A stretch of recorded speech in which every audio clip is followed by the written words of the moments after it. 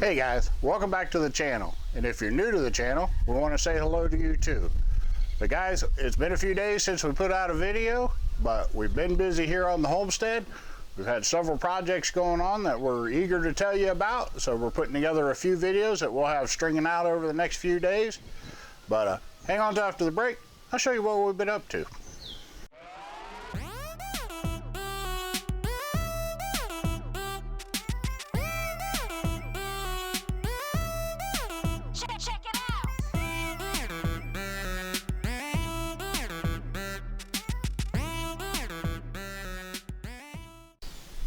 Alright guys, like I said, we've had a few projects going on here on the homestead, and one of the first ones we want to tell you about is our asparagus box.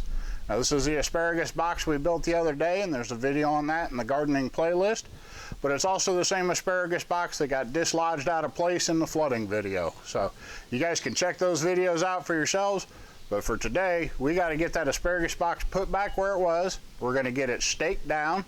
And since a lot of the asparagus survived in place even though the box moved, we need to start burying that asparagus deeper in the ground, which is a regular planting practice. You start asparagus shallow and then you bury it as it grows. So we need to get that dirt level up, but we'd like to tell you what kind of soil we use to grow our asparagus and why we've had such good success with it. So today's going to be a little bit of a soil video. We'll explain to you what we're doing, how we're doing it, and we got a lot of good footage to get into, so let's just check that out now, and hope you enjoy it.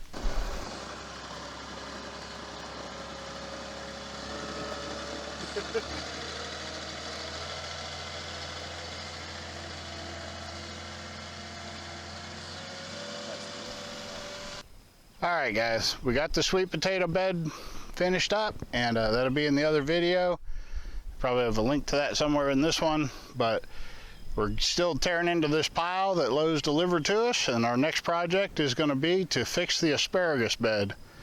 Now we had built an asparagus bed, and it rinsed away. We had some flooding and it washed away. We put it back where it was and staked it down, and some of the asparagus was able to survive. I'll show you that in just a minute, but we got the bed put back where it belongs. The asparagus has come up, and now we're to the stage where we have to start backfilling the bed. So you plant asparagus shallow, but then you bury it deeper and deeper until winter the first year, and that helps protect it from the cold and helps it come back. It doesn't mind being buried deep, but you can't bury it deep at first.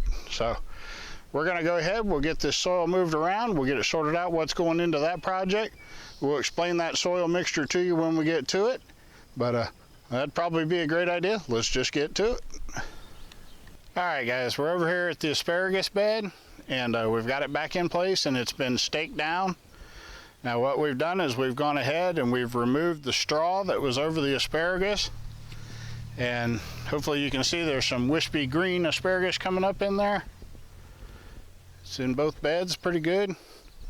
But what we're going to do is we're going to start filling these beds. Now eventually we'll fill it all the way to the top, but the goal isn't to fill it to the top today. We just need to get some extra soil on there and encourage those crowns to grow higher and higher through the soil.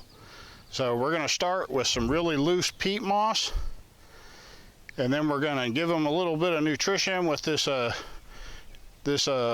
garden soil here. It's got some fertilizer in it, and then we're going to add some black cow, because one thing that asparagus is really fond of is manure, and another thing is manure is usually alkaline, and while the peat moss is acidic, we know that asparagus likes alkaline soil. So rather than add lime to the soil, we're going to add some of this black cow, and that'll help bring the pH back up. But we're going to go ahead and get started on it. We need to be real careful. We're going to open the peat bags first. We're going to work on both halves at the same time, but we're going to get into the peat moss first, and we'll put that on real light, and then we're just going to keep trying to work around. We're going to leave as many of these fern green asparagus tops standing as we can, and we're just going to try to work this soil in around them the best we can. But if we bury them, that's not going to hurt either. They'll come back up through it, and we have some extra asparagus seed we're going to put in at the end. So let us get started on this, and we'll get some of this peat moss on, and then I'll bring you back and show you where we're at.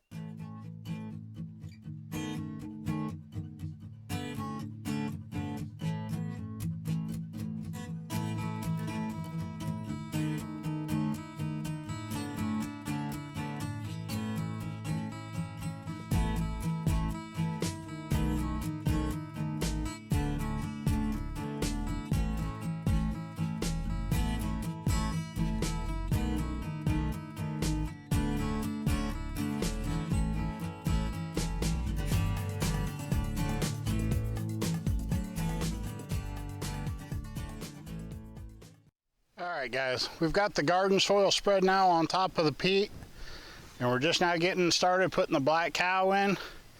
But Tina will run down the inside halves of each box, and I'll run down the outsides.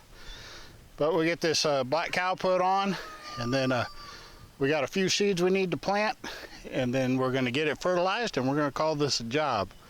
But we'll get this black cow put on, and I'll bring you back in just a second. All right, guys, we got the black cow on.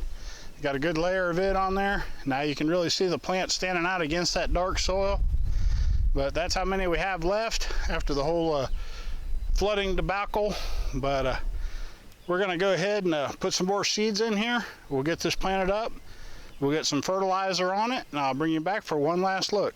But you can see we still had quite a few plants left. We did pretty good getting the dirt on without burying too many of them. So we'll just get this planted up. We'll bring you back, like I say. All right, guys, we've got it planted in. We got some fertilizer on it, and guys, we are about beat. But it's looking good. We got plenty of asparagus up. We put about 3 packages of seeds on there. There's quite a few seeds we were able to fill in the thin spots in the starts. So hopefully those will come up. We're not going to put the straw on it. We'll put the straw to cover the 2-year-old crowns, but now that they've got about 3 inches more dirt on top of them, there's no more need to put the straw on.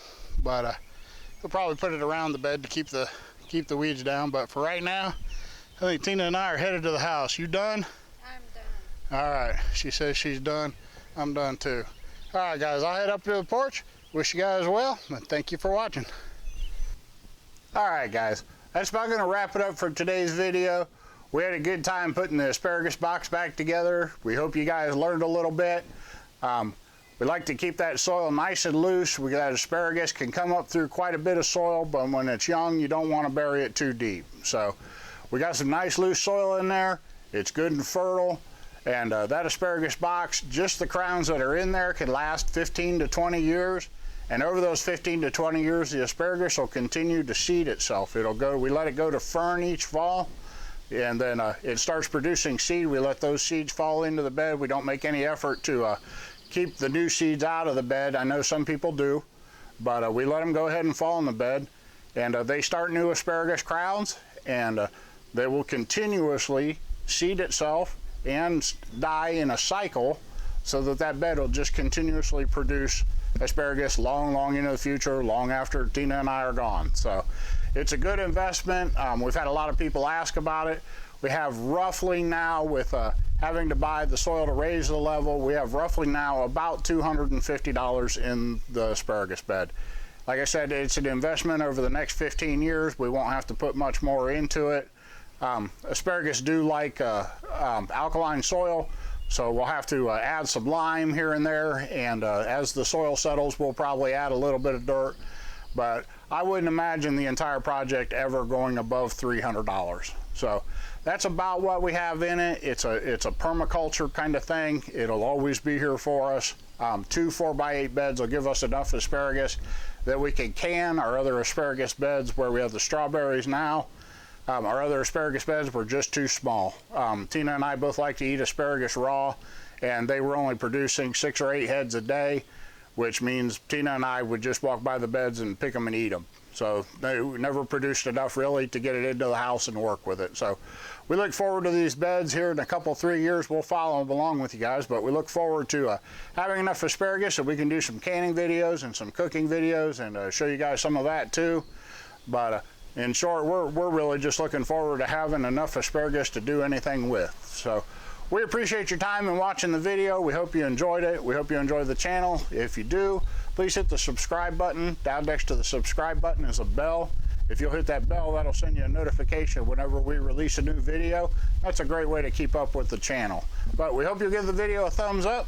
Leave us a comment down below, or if you have any questions, leave those down below. Your thumbs up and your comments tell YouTube to show our videos to more people, and we really appreciate that. That's a great way you can help support the channel. But we're glad you came by the homestead. We hope you enjoyed it. You have a good day. We'll catch you in the next one.